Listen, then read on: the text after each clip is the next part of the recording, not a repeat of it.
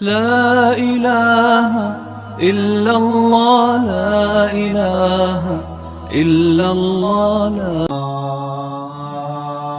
أكبر لا إله إلا الله.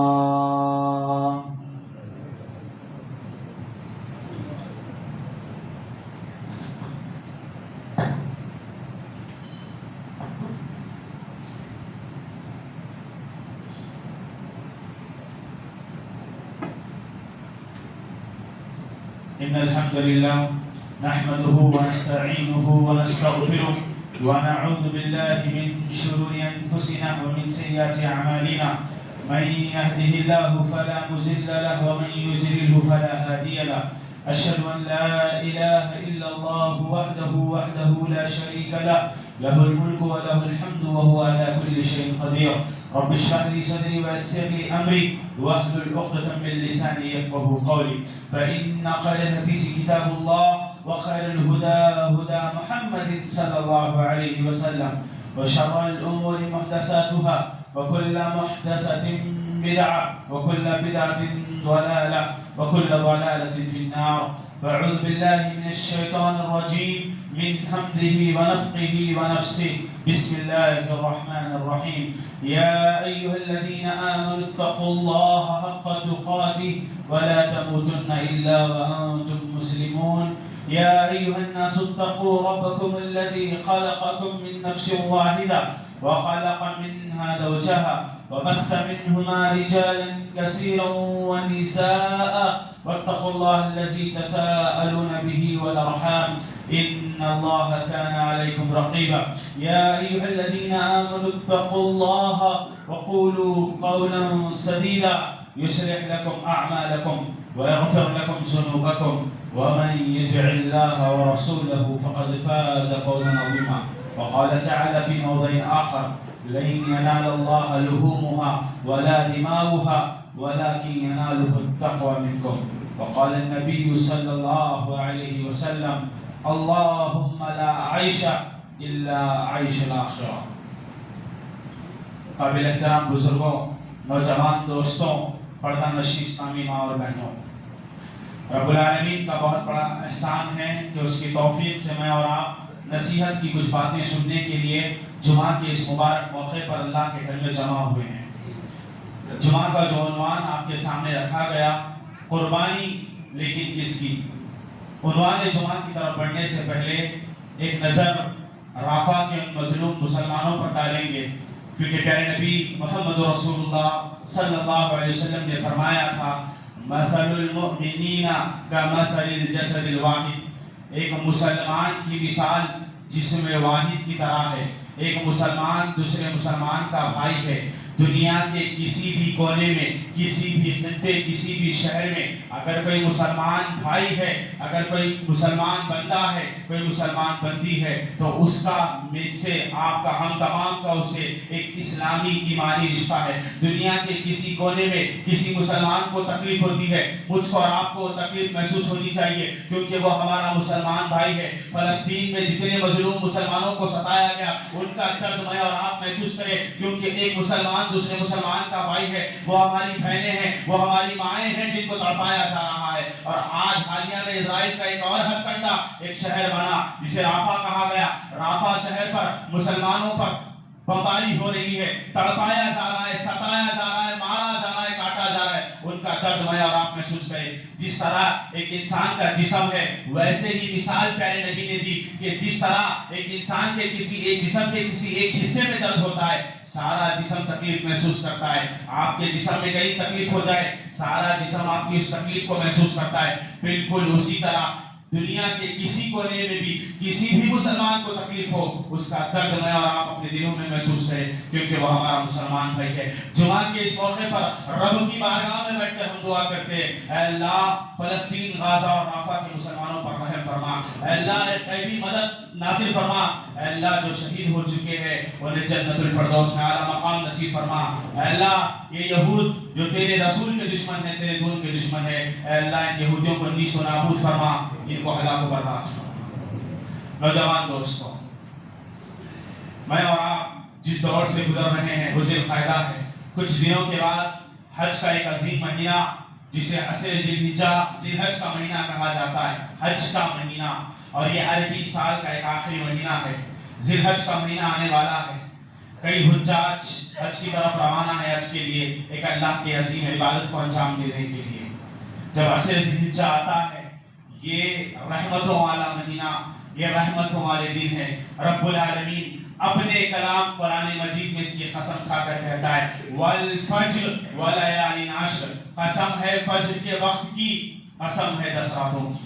ایک معمولی انسان اگر قسم کھا کر کسی بات کی گواہی دے تو ہم اس کی بات کو جلدی مان لیتے ہیں کیونکہ اس نے قسم کھائی ہے. ایک عام انسان اگر قسم کھا لے تو اس کی بات کی بہت ویلیو ہے، اس کی بات کی بہت اہمیت ہے. اگر وہی قسم کائنات کا بادشاہ کھا لے، اور اگر کائنات کا بادشاہ کسی چیز کی قسم کھا کر ہمیں کسی چیز کی خبر دے، تصور کر کے دیکھیے وہ چیز کتنی بڑی اہمیت کی حامل ہوگی. کائنات کا رب قرآن مجید میں ارشاد فرما رہا ہے وَلَيَالٍ عَشْرٍ، قسم ہے 10 راتوں کی، قسم ہے 10 ایام کی. اور یہ 10 ایام کیا ہے؟ تمام مفسرین بیان کرتے ہیں وَلَيَالٍ عَشْرٍ سے مراد عشر ذی الحجہ کے 10 دن، افضل دن، دنیا کے سب سے بہترین دن عشر ذی الحجہ کی ابتدائی 10 دن ہیں.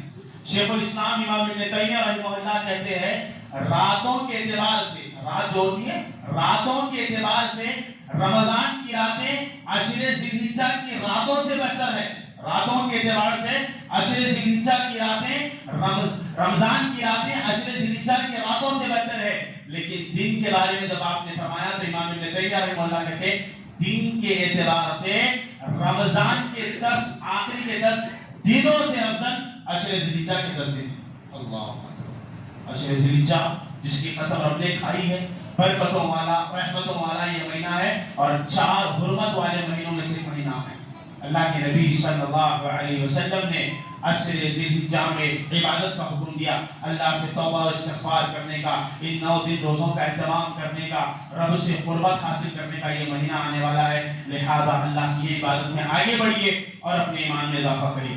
جب بات عشر ذی الحجہ کی آئی، عشر ذی الحجہ کا جب مہینہ آیا تو 10 تاریخ عشر ذی الحجہ کی جسے یوم النہر کہا جاتا ہے، میرے اور آپ کے اور سارے انبیاء کے باپ ابو الانبیاء سیدنا ابراہیم علیہ السلام کی یاد تازہ ہوتی ہے. انہی کی سنت ابراہیمی کو میں اور آپ آنے والے دنوں میں ادا کرنے والے ہیں، جسے قربانی کہا جاتا ہے.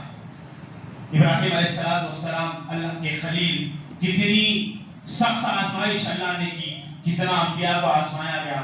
اللہ کے نبی صلی اللہ علیہ وسلم فرماتے انبیاء کو اللہ تعالیٰ بہت سخت آزماتا ہے، اور ابراہیم علیہ السلام کو کیسے کیسے آزمایا گیا، کیسی کیسی تکلیفوں سے دوچار ہونا پڑا. کبھی گاؤں والوں سے دشمنی کر لی اللہ کی خاطر، کبھی باپ سے دشمنی کر لی.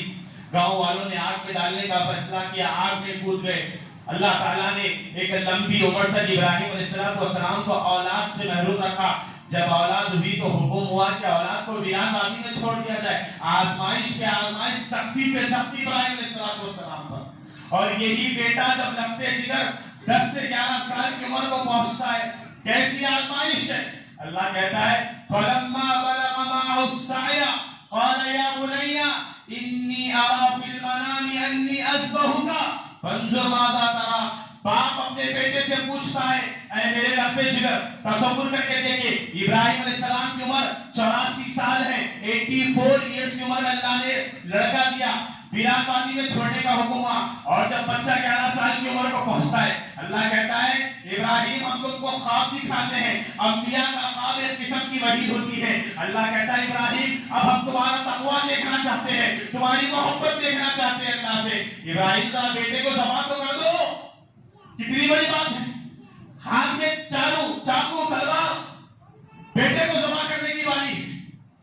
فَلَمَّا أَسْلَمَ وَتَلَّهُ لِلْجَبِينِ، جب خواب دیکھا تو آئے اسماعیل علیہ السلام کے پاس، پوچھا یا بنیا، اے میرے لاڈلے بیٹے، انی اریٰ فی المنام، میں خواب دیکھتا ہوں. کیا دیکھتا ہوں؟ انی اذبحک، میں تجھے اللہ کے نام میں قربان کر رہا ہوں، تجھے ذبح کر رہا ہوں، تجھے کاٹ رہا ہوں. فانظر ماذا ترىٰ، اے میرے بیٹے بتا تیرا کیا خیال ہے، بیٹے میں جاننا چاہتا ہوں تیرا کیا مشورہ ہے. بلٹھا کر باپ کو جواب دیا یا ابت افعل ما تؤمر ستجدونی انشاءاللہ من الصابرین۔ اے ابا جان کیا سوچ رہے ہو؟ اللہ کا حکم آیا ہے، جو آپ کے رب نے کہا ہے کر دیجئے، انشاءاللہ آپ اسماعیل کو صبر کرنے والوں میں سے پائیں گے۔ اللہم صلی علی محمد وعلی آل محمد کما صلیت علی ابراہیم وعلی آل ابراہیم۔ ابراہیم کے گھر والوں پر سلامتی ہو جنہوں نے دنیا کو صبر سکھایا ہے، باپ کاٹنے کے لیے تیار، بیٹا کٹنے کے لیے تیار۔ فلما اسلم وتلہ للجبین، ماتھے کے بل بیٹے کو لٹا دیا، چاقو ہاتھ میں لے لی، تلوار کو تیز کر لیا، بیٹے کو کاٹنے لگے، دل کانپ رہا ہے، آنکھیں جھائی ہوئی ہے، دنیا دیکھ رہی ہے، اللہ کی طرف سے مدد آ چکی ہے، دنیا کی آنکھوں نے دیکھا جانور کٹ رہا ہے، ابراہیم کا دل کہہ رہا ہے بیٹا کٹ رہا ہے، چھری چلا دی، ذبح ہو گیا۔ اللہ تعالیٰ نے کہا وَنَادَيْنَاهُ أَن يَا إِبْرَاهِيمُ، اے ابراہیم کیا کر رہے ہو؟ ہم نے تو بس خواب دکھایا تھا، قَدْ صَدَّقْتَ الرُّؤْيَا، تم نے تو خواب کو سچا کر دکھایا۔ كَذَلِكَ نَجْزِي الْمُحْسِنِينَ، ہم نیکوکاروں کو ایسے ہی بدلا دیتے ہیں۔ سلام علی ابراہیم، ابراہیم پر سلامتی ہو۔ کوئی معمولی بات نہیں ہے بیٹے کو ذبح کرنا، بیٹے کے اوپر چھری چلا۔ ارے چھوٹا بچہ ہمارا مار لگ جائے، ماں پریشان ہو جاتی ہے، باپ پریشان ہو جاتا ہے، باپ کاٹنے کے لیے تیار ہے، بیٹا کٹنے کے لیے تیار ہے، چھری چلا دی، پتہ نہیں ہے ذبح ہونے والا ہے، محبتوں کو اللہ کے نام میں قربان کر دیا۔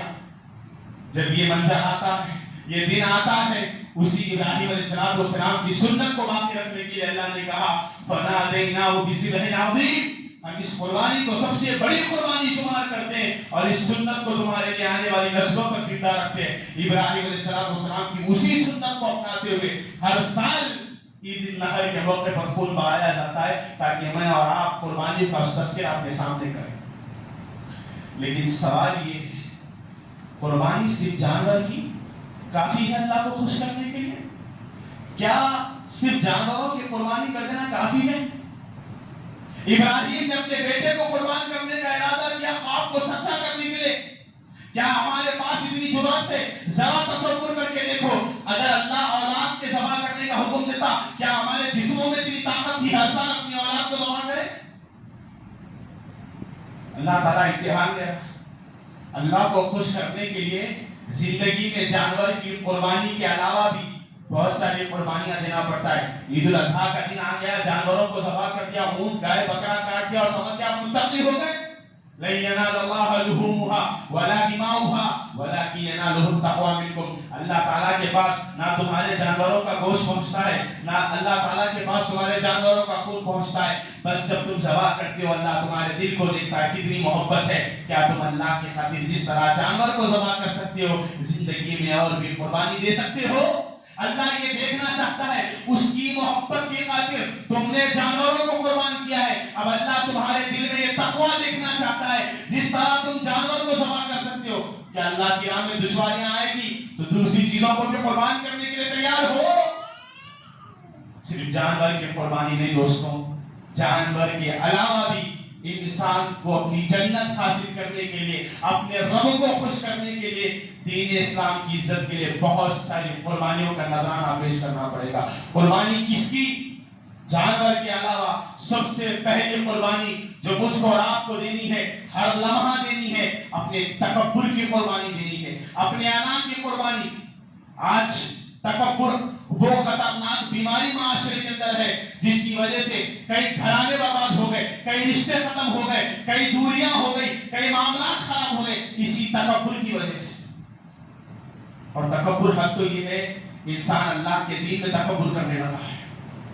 اللہ کے دین میں تکبر، جب اللہ کے کلام کی کوئی آیت سنائی جائے، رسول کی حدیث سنائی جائے، تمہارا کام کیا ہے؟ دل سے تسلیم کرو۔ قرآن کی آیت میں نے سنا دی، آپ کا کام ہے اس کو ماننا، حدیث میں نے آپ کو سنا دی، آپ کا کام ہے اس پر عمل کرنا۔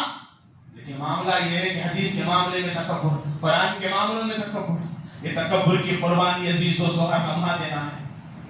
موسیٰ علیہ السلام اپنی قوم بنی اسرائیل کے پاس آئے، کہا اے میری قوم کے لوگوں، اللہ تعالیٰ اس بات کا تم کو حکم دیتا ہے کہ تم اس کے راہ میں ایک جانور کو ذبح کرو، ایک بکرے کو ذبح کرو۔ ان اللہ یامرکم ان تذبحوا بقرہ، اللہ تعالیٰ تم کو اس بات کا حکم دیتا ہے کہ تم اللہ کے لیے گائے ذبح کرو۔ قوم نے کیا کہا؟ اتتخذون ہزوا، اے موسیٰ کیسی ہنسی مذاق کی باتیں کر رہے ہو، ہم وہ بھی گائے کاٹیں؟ ہمارے لیے گائے کاٹنا ہنسی کی بات ہے، ہم گائے نہیں کاٹیں گے۔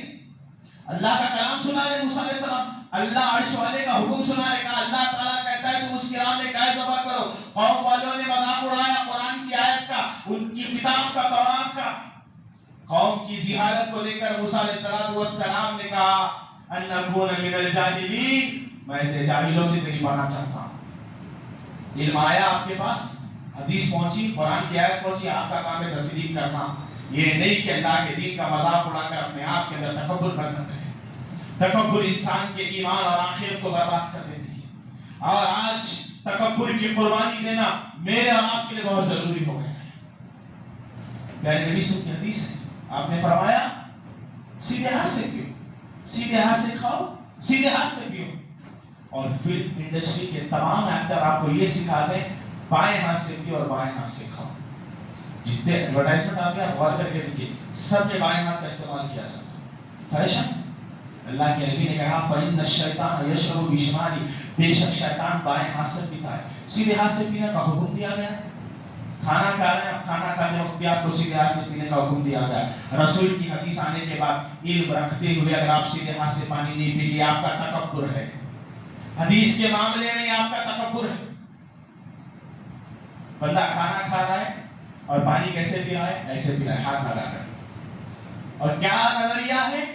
گلاس جھوٹی ہو سکتی ہے، تمہیں اپنے گلاس کے جھوٹی ہونے کی پرواہ ہے، رسول کے سنت کی کوئی پرواہ نہیں ہے۔ پیارے نبی نے کہا سیدھے ہاتھ سے کھاؤ، سیدھے ہاتھ سے پیو۔ تمہاری یہ مجال کہ تم اپنی گلاس کی فکر میں سنت کا جنازہ نکالتے ہو، تمہیں اپنے تکبر کی قربانی دینی ہوگی۔ یہ تمہارا تکبر ہے جو تم کو سیدھے ہاتھ سے پینے نہیں دیتا۔ بخاری شریف کی روایت، نبی صلی اللہ علیہ وسلم کے سامنے ایک آدمی بائیں ہاتھ سے کھانا کھا رہا تھا۔ اللہ کے رسول نے کہا سیدھے ہاتھ سے کھانا کھا، اس نے کہا نہیں کھا سکتا۔ رسول اللہ نے دوسری مرتبہ کہا سیدھے ہاتھ سے کھانا کھا، اس نے کہا نہیں کھا سکتا۔ رسول اللہ نے تیسری مرتبہ کہا سیدھے ہاتھ سے کھانا کھا، اس نے کہا نہیں کھا سکتا۔ رسول اللہ رحمت للعالمین ہے، باوجود اس کے اپنے بدوا دے دی، کہا تیرا سیدھا ہاتھ کبھی تیرے منہ تک نہ آئے۔ پوری زندگی میں اس کا سیدھا ہاتھ کبھی اس کے منہ تک نہیں جا سکا۔ علماء کرام کہتے ہیں اس کو سیدھے ہاتھ سے کھانے سے کسی چیز نے نہیں روکا سوائے اس کے تکبر نے۔ اللہ کے دین میں تکبر، سب کو معلوم ہے فجر کی نماز پڑھنا واجب ہے، یہ تکبر ہے تمہارا کہ تم کو فجر کی نماز تمہارا تکبر پڑھنے نہیں دیتا، یہ تمہارا تکبر ہے تم حدیث کو معلوم کرنے کے بعد اپنے چہروں پر داڑھی نہیں چھوڑتے، یہ تمہارا تکبر ہے کہ تم کو کپڑوں کے ٹانگوں کے نیچے لٹکانا حرام ہے، یہ جانتے ہوئے بھی تمہارے کپڑوں کو ٹانگوں کے نیچے لٹکانے پر مجبور کرتا ہے، یہ تمہارا تکبر ہے جو تم کو شادیوں میں پیسہ فضول لٹانے کی اجازت دیتا ہے، یہ تمہارا تکبر ہے کہ تم لوگوں سے عاجزی سے نہیں ملتے، یہ تمہارا تکبر ہے کہ تم لوگوں سے اخلاص کے ساتھ نہیں ملتے، یہ تمہارا تکبر ہے کہ تم ایک جانور خرید کر اس کی نمائش کرتے پھرتے ہو۔ اسلام کی خاطر اللہ کو خوش کرنے کے لیے جانور کے علاوہ اپنے تکبر کی قربانی دینا ہوگا۔ یہ انسان جو اپنے آپ کو بڑا بڑا سمجھتا ہے، جب مر جائے گا سانسیں ختم ہو جائے گی، یہ خود اپنا نہیں رہے گا۔ تکبر یہ اللہ کا حق ہے، اللہ متکبر ہے، تکبر اس کی چادر ہے، اس سے اس کی چادر کھینچنے کی کوشش کرو گے۔ اللہ کے نبی نے فرمایا جو اللہ سے اس کی چادر کھینچنے کی کوشش کرے گا اللہ تعالیٰ اس کو جہنم میں ڈال دے گا۔ اللہ کو خوش کرنے کے لیے تکبر کی قربانی دینا ہوگا، تکبر کی قربانی دینا ہوگا۔ دوسری قربانی جو اللہ کی راہ میں مجھ کو اور آپ کو پیش کرنی ہے، ایک عظیم قربانی جس کی آج معاشرے کو سخت ضرورت ہے۔ اپنے دلوں میں جو حسد، جو کینہ، جو کپٹ، جو دشمنی، جو نفرت، جو عداوت میں اور آپ پال کر رکھے ہیں، اس کینے کی قربانی، اس کپٹ کی قربانی، اس بغض کی قربانی، اس نفرت کی، اس دشمنی کی، اس عداوت کی قربانی دینا۔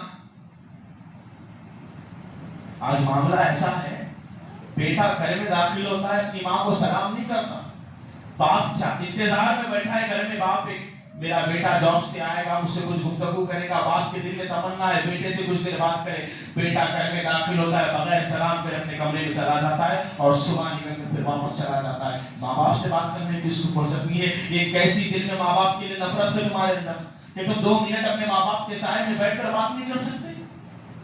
آج معاملہ یہ ہے، سگے ماموں، سگے چاچا، سگے بھائی، سگی بہن، سگے پھوپھی سے لوگ آج بات نہیں کرتے، سالوں سال گزر گئے، یہ ان کی دشمنیاں ایسی ہو گئی نعوذ باللہ، رشتوں کو ختم کرنے کے لیے چلے ہیں، رشتوں کا قتل کرنے کے لیے چلے ہیں۔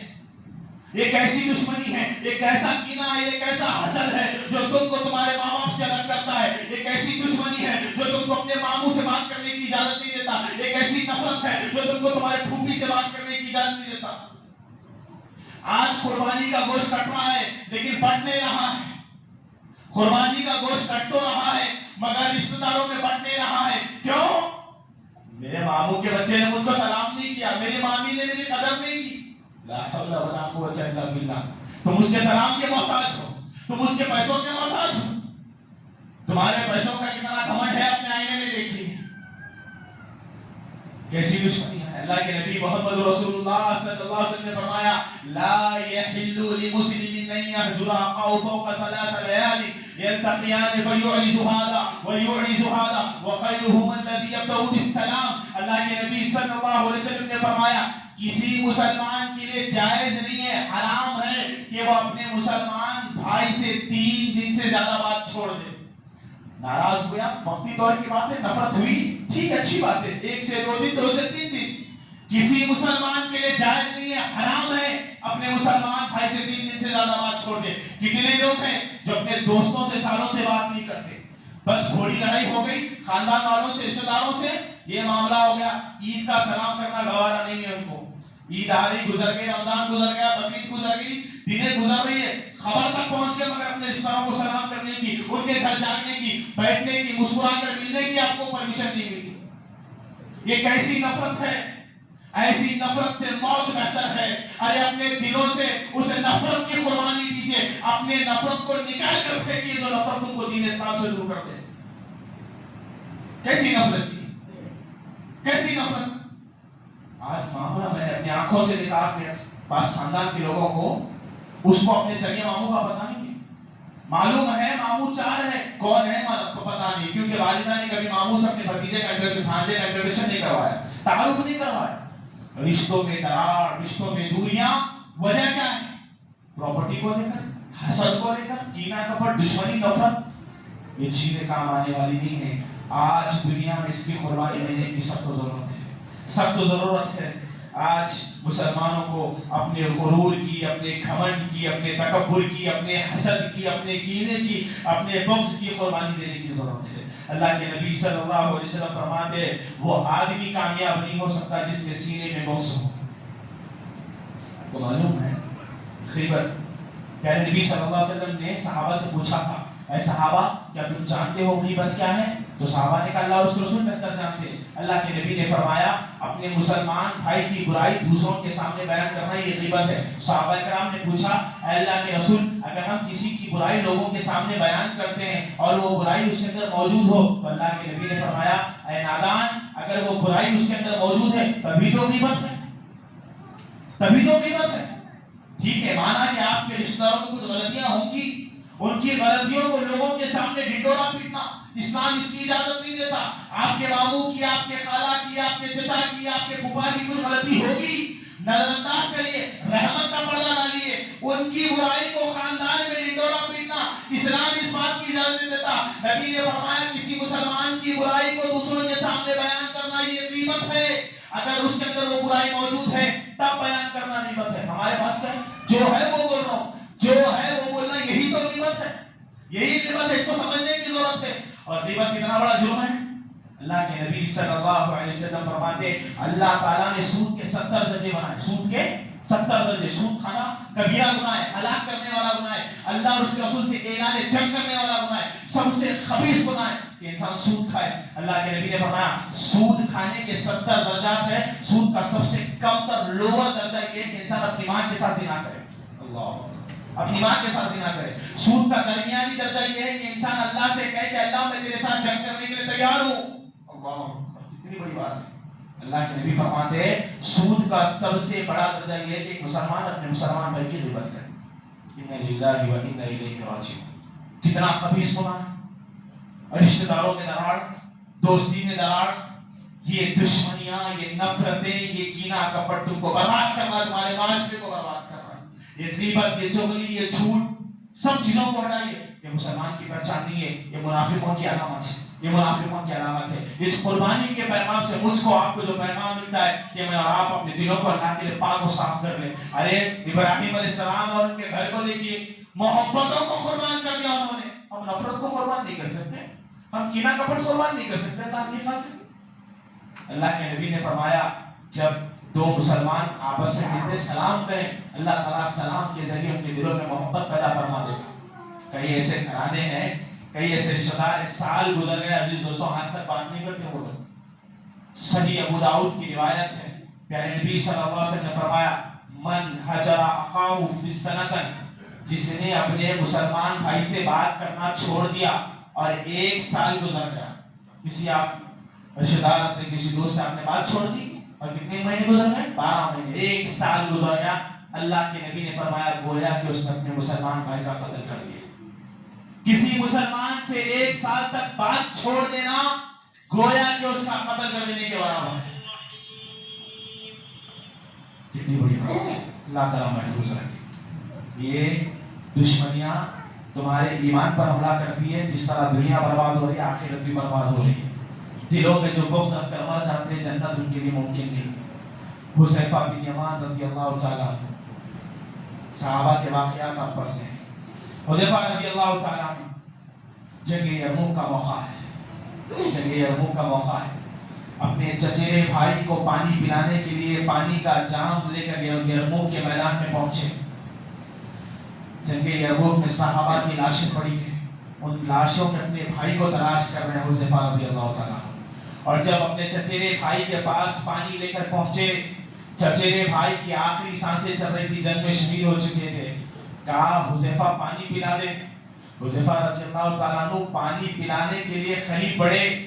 بازو کسی صحابی کی آواز آئی پانی مجھے بھی پلا دو.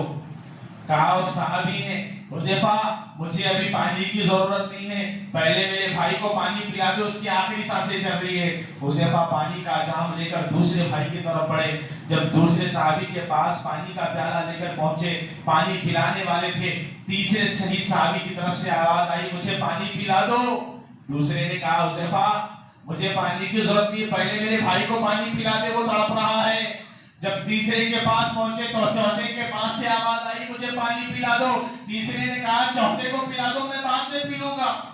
حذیفہ رضی اللہ تعالیٰ عنہ کہتے ہیں میں ایک ایک کے پاس پانی کا پیالہ لے جاتا، دیکھتا ہوں کہ سب کے سب پیاسے شہید ہو گئے، مگر کسی نے محبت کے خاطر پانی پینا گوارا نہیں کیا. ان کے دلوں میں اپنے مسلمان بھائی کے لیے اتنی محبت تھی، پیاسے مر گئے مگر اپنا پانی پہلے پینا گوارا نہ کیا.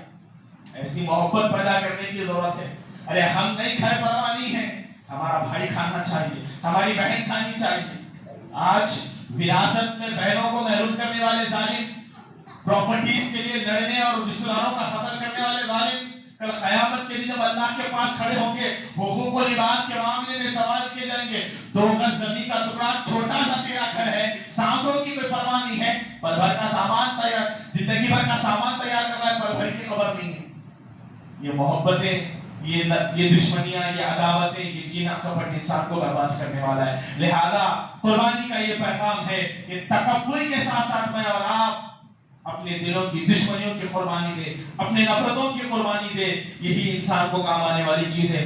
تیسری اور آخری قربانی جو مجھ کو اور اللہ کی راہ میں پیش کرنی ہے، اپنے خواہشات کی قربانی. خواہشات، آج امت محمدیہ کی 90% جماعت خواہشوں کے پیچھے پڑی ہوئی ہے.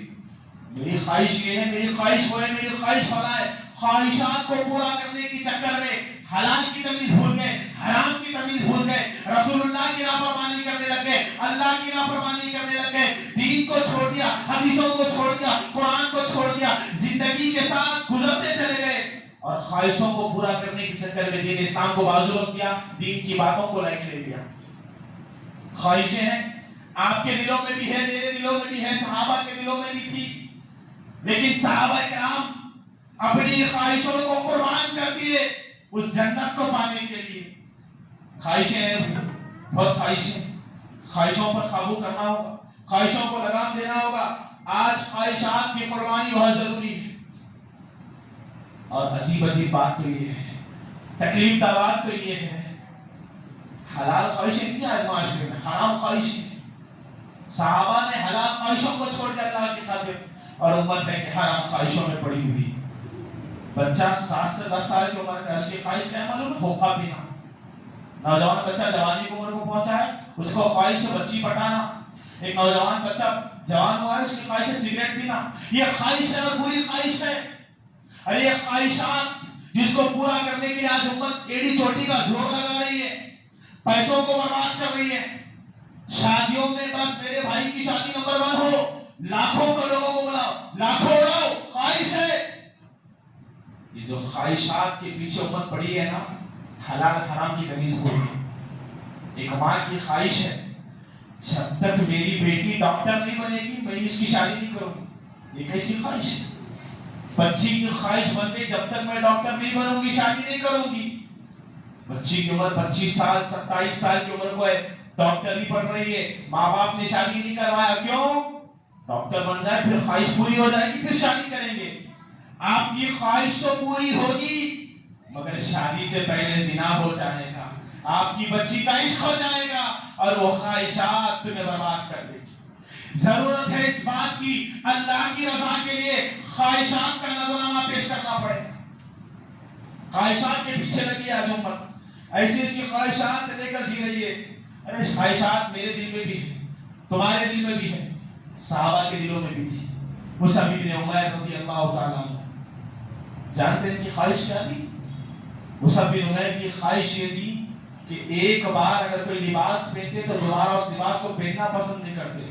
ایسی مہنگی عطر کا استعمال کرتے مصعب بن عمیر کہ گلیوں کو معلوم ہو جاتا کہ اس گلی سے مصعب بن عمیر گزرا ہے. زبردست خواہشات رکھنے والے مصعب بن عمیر، پیارے نبی صلی اللہ علیہ وسلم فرماتے ہیں ما رأیت بمکہ احدا، اللہ کے نبی فرماتے ہیں میں نے مکہ کی سرزمین پر کسی کو نہیں دیکھا. فرماتے آگے اللہ کے نبی احسن لمتا ولا ارق حلتا ولا انعم نعمتا من مصعب بن عمیر. اللہ کے نبی فرماتے میں نے مکہ کی سرزمین پر اچھی زلفوں والا، اچھے کپڑے والا، اچھی خوشبو والا، نعمتوں والا انسان مصعب بن عمیر سے بڑھ کر کسی کو نہیں دیکھا. ارے مصعب بن عمیر کی خواہش یہ تھی وہ اچھے اچھے لباس پہنتا، وہ اچھی اچھی سواری پر گھومتا، وہ اچھی اچھی نعمتوں میں پلتا بڑھتا. لیکن اللہ کے نبی فرماتے جب مصعب بن عمیر رضی اللہ تعالیٰ عنہ اسلام قبول کرتے اور جب ان کی موت آتی ہے کیا معاملہ ہے؟ جب ان کے لیے کفن لایا گیا، سر ڈھانکتے تو پیر کھل جاتا، پیر ڈھانکتے تو سر کھل جاتا. یہ وہ مصعب بن عمیر ہے جس کو اپنی موت کے لیے کفن میسر نہ ہو سکا لیکن جس کی زندگی خواہشات میں گزر گئی تھی. ارے خواہشات کو صحابہ نے چھوڑ دیا اللہ کی خاطر. خواہشیں ہیں، حلال خواہشیں ممکن ہو سکتی پوری کیجئے لیکن خواہشات کے پیچھے اپنی زندگی کو برباد مت کریے. خواہشات کی قربانی بہت بڑی قربانی ہے. صحابہ نے خواہشوں کی قربانی دے دی اللہ کی خاطر. اسماء بنت ابو بکر صدیق رضی اللہ تعالیٰ عنہ فرماتی حدیث کی راویہ ہے، صحیح بخاری یا مسلم کی روایت ہے، کہتی ہے اسماء بنت ابو بکر صدیق رضی اللہ تعالیٰ عنہ ایک نوجوان عورت اپنی بیٹی کو لے کر رسول اللہ صلی اللہ علیہ وسلم کے پاس آئی اور کہنے لگی اے اللہ کے رسول یہ میری بیٹی ہے، جوانی کی عمر کو پہنچ رہی ہے، اللہ کے رسول یہ بہت خوبصورت ہے لیکن سر کے بال نہ ہونے کی وجہ سے اس کی خوبصورتی پر اثر پڑتا ہے، چیچک کی بیماری کی وجہ سے اس کے سر کے بال جھڑ گئے. اللہ کے رسول میری بیٹی اپنے دل میں خواہش رکھ کر آپ کے پاس آئی ہے، اللہ کے رسول وہ چاہتی ہے، اس کی خواہش ہے کہ آپ اسے ڈپلیکیٹ بال لگانے کی اجازت دیجیے جسے وگ کہا جاتا ہے. عورتیں وگ پہنتی ہے، نخلی بال جس کو کہتے ہیں. اللہ کے رسول میری بیٹی کی خواہش ہے وہ وگ پہن لیں. کہا اللہ کے رسول صلی اللہ علیہ وسلم نے لعن اللہ الواسل والمستوسل، اللہ کی لعنت ہوتی ہے ڈپلیکیٹ بال بنانے والے پر اور ڈپلیکیٹ بال لگانے والے پر. نخلی بالوں کو بنانے، مصنوعی بالوں کو بنوانے اور اس کو لگانے والوں پر اللہ کی لعنت ہوتی ہے. اے خاتون میں تجھ کو اس بات کی اجازت نہیں دیتا کہ تو اپنی خواہش کو پورا کر، اللہ کا یہ دین ہے کہ تو اس کا استعمال نہیں کر سکتی. پر کھا کر خاتون کی بچی نے جواب دیا اللہ کے رسول میں تو دل میں خواہش کا ایک سمندر لے کر آپ کے پاس آئی تھی لیکن اللہ کی یہ رضا ہے کہ اگر میں گنجی بن کر زندہ رہوں تو رب کی ربوبیت کی قسم میں زندگی پر گنجی رہوں گی لیکن کبھی اللہ کی نافرمانی نہیں کروں گی. میں اپنی خواہشات کی قربانی دے کر آج آپ کے دربار سے نکلتی ہوں. قربان کر دیا خواہشات کو صحابہ نے. ہمارے دلوں میں بھی ہے خواہشیں، ہر خواہش جنت میں پوری ہوگی انشاءاللہ. دنیا کی زندگی میں رب کے لیے خواہشات کی قربانی دینا ہے، اپنے تکبر کی، اپنے غرور کی، اپنے گھمنڈ کی، اپنے کینے کی، اپنے کپٹ کی، اپنے بغض کی، اپنے عداوت کی، سب چیزوں کی قربانی دینا. قربانی دیں گے تبھی منزل مقصود ملے گی. نہیں دے سکتے، صحابہ کی سیرتیں پڑھیے، انبیاء کی سیرتیں پڑھیے. آزمایا گیا، ستایا گیا، تڑپایا گیا، مارا گیا، تھوکا گیا، کاٹا گیا، صبر کے دامن کو پکڑا اور اللہ کی راہ میں ہر چیز کو قربان کر دیا. ایک آخری قربانی میں اور آپ قربانی دے اپنے نیند کی، اپنے نیند کی. فجر کی نماز کا وقت ہے، نیند آ رہی ہے، نیند کی قربانی دیجیے. اللہ کے نبی صلی اللہ علیہ وسلم فرماتے نیند کی قربانی کی اہمیت دیکھیے. جو بندہ فجر کی نماز ادا کرتا ہے اور 40 دنوں تک ادا کرتا ہے، اللہ کے نبی فرماتے میں گواہی دیتا ہوں وہ کبھی منافق نہیں ہو سکتا. وہ کبھی منافق نہیں ہو سکتا جو فجر کی نماز ادا کرتا ہے. مومن بندہ ہے، نیند کی قربانی دینا ہوگا. مسلمان بندہ ہے، نیند کی قربانی دینا ہوگا. نیند کی قربانی دے کر میں اور آپ زندگی کے سفر میں آگے نکلے. بس جانور قربان کر دینے سے اللہ راضی ہونے والا نہیں ہے، بلکہ نیند کی قربانی دے کر فجر کی نماز کو حاضر ہونے والے سے اللہ محبت کرتا ہے. ایک آخری پیغام جو ذی الحجہ کا ہے، اللہ کے نبی صلی اللہ علیہ وسلم نے 1450 سال پہلے عرفات کے میدان میں کھڑے ہو کر صحابہ سے مخاطب ہو کر کہا تھا. 10 تاریخ تھی ذی الحجہ کی، 10 تاریخ تھی، عید الاضحیٰ کا دن تھا. اللہ کے نبی عید کے دن فرما رہے اے صحابہ کرام یہ کون سا مہینہ ہے؟ صحابہ نے کہا اللہ کے رسول یہ ذی الحجہ کا مہینہ ہے. نبی صلی اللہ علیہ وسلم نے فرمایا یہ کون سا شہر ہے؟ صحابہ نے کہا اللہ کے رسول یہ مکہ شہر ہے.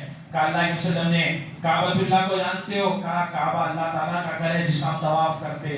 پھر اللہ کے نبی صلی اللہ علیہ وسلم نے فرمایا کیا تمہارے نزدیک اس مہینے ذی الحجہ کی عزت ہے؟ کیا تم مکہ کی عزت کرتے ہو؟ کیا تم خانہ کعبہ کی عزت کرتے ہو؟ صحابہ نے کہا بے شک اللہ کے رسول. پھر اللہ کے رسول صلی اللہ علیہ وسلم نے فرمایا اللہ رب العالمین تم کو اس بات کا حکم دیتا ہے دیکھو جس طرح تم 10 ذی الحجہ یوم النحر عید کے دن کی عزت کرتے ہو، جس طرح تمہارے دل میں کعبۃ اللہ کی عزت ہے، جس طرح تم مکہ مکرمہ کی عزت کرتے ہو، ایک مسلمان کی دوسرے مسلمان کے نزدیک ایسی ہی عزت ہونی چاہیے جیسی عزت تم کعبہ کی کرتے ہو، جیسی عزت تم مکہ شہر کی کرتے ہو، جیسی عزت تم 10 ذی الحجہ کی کرتے ہو، جیسی عزت تم ذی الحجہ کے مہینے کی کرتے ہو. ایک مسلمان کی ویسی ہی قدر تمہارے دل میں ہونی چاہیے. ہمارے دل میں جس طرح کعبے کی محبت ہے ویسی محبت ایک مسلمان کی مسلمان سے ہونی چاہیے، تبھی ایمان کامیاب ہوگا. مسلمان کے لیے قربان ہو جائے. یہی اسلام سکھاتا ہے کہ میں اور آپ اپنے محبتوں کو قربان کر کے زندگی کے سفر میں آگے بڑھیں. یہی جمعہ کا پیغام تھا کہ میں اور آپ اللہ کے لیے لمحہ لمحہ قربانیوں کا نذرانہ پیش کریں. قربانیاں دے، بغیر قربانی کے جنت ملنے والی نہیں ہے، بغیر قربانی کے ممکن کامیابی نہیں ہے. لہذا اللہ رب العالمین سے دعا ہے کہ اللہ تعالی ہمیں تیرے دین کی خاطر، تیری رضا کی خاطر، جنت کی خاطر اے اللہ ہم کو زندگی کے سفر میں قربانیوں کا نذرانہ پیش کرنے کی توفیق عطا فرمائے. اے اللہ ہمیں اپنے تکبر کی، اپنے انانیت کی، اپنے غرور کی، اپنے گھمنڈ کی قربانی عطا کرنے کی توفیق عطا فرمائے. اے اللہ ہم سے ہمارے دلوں کو پاک کر دے. اے اللہ ہمارے دلوں کو صاف و شفاف کر دے. اے اللہ دل کی بیماریوں سے ہماری حفاظت فرما. اے اللہ کینہ، کپٹ، بغض، عداوت، دشمنی جیسی خرابیوں سے ہماری حفاظت فرما. اے اللہ نامابوں کی حفاظت کرنے کی توفیق عطا فرما. اے اللہ نیند کی قربانی دے کر مسجدوں کو آنے کی توفیق عطا فرما. اے اللہ تیری رضا کی خاطر محبتوں کو باقی رکھنے، رشتوں کو ادا کرنے کی توفیق عطا فرما. اے اللہ حقوق العباد کے معاملے میں ہمارے اوپر رحم فرما. اے اللہ حقوق العباد کے معاملے میں ہمارے اوپر رحم فرما. اے اللہ حقوق العباد کے معاملے میں ہمارے اوپر رحم فرما. اے اللہ مساجد کو آباد کرنے کی توفیق عطا فرما. اے اللہ فلسطین، غزہ اور رفح کے مسلمانوں پر رحم فرما. اے اللہ ہندوستان کے مظلوم معصوم مسلمانوں پر رحم فرما. اے اللہ دنیا کے 4 جانب مسلمانوں کو امن نصیب فرما. اے اللہ وطن عزیز ہندوستان میں اچھی حکومتوں کو لا تاکہ ہمارا حق ادا ہو سکے. اے اللہ ہمیں نمازی بنا. اے اللہ ہمیں عابد بنا. اے اللہ ہمیں صابر بنا. اے اللہ ہمیں شاکر بنا. اے اللہ جب تک زندہ رہے صحابہ کے منہج پر زندہ رکھنا. اے اللہ ہارٹ اٹیک کی بیماریوں سے ہماری حفاظت فرما. اے اللہ بی پی کی بیماریوں سے ہماری حفاظت فرما. اے اللہ لو شوگر، ہائی شوگر سے ہماری حفاظت فرما. اے اللہ بری وبا سے، ہر بلا سے ہماری حفاظت فرما. اے اللہ ہمارے گھروں کو دینی ماحول پیدا کرنے کی توفیق عطا فرما. اے اللہ ہماری ماں بہنوں کی عزت و آبرو کی حفاظت فرما. اے اللہ ہمارے مساجد کی حفاظت فرما، اے اللہ ہمارے مدرسوں کی حفاظت فرما، اے اللہ ہمارے علماء کی حفاظت فرما، اے اللہ جب تک زندہ رہے تیرے دین کے لڑنے کی توفیق عطا فرما، اے اللہ جب خاتمہ ہو تو کلمہ طیبہ لا الہ الا اللہ ہماری زبانوں پر جاری ہو۔ وصلی اللہ علی رسول کریم نبینا محمد وسلم تسلیما کثیرا۔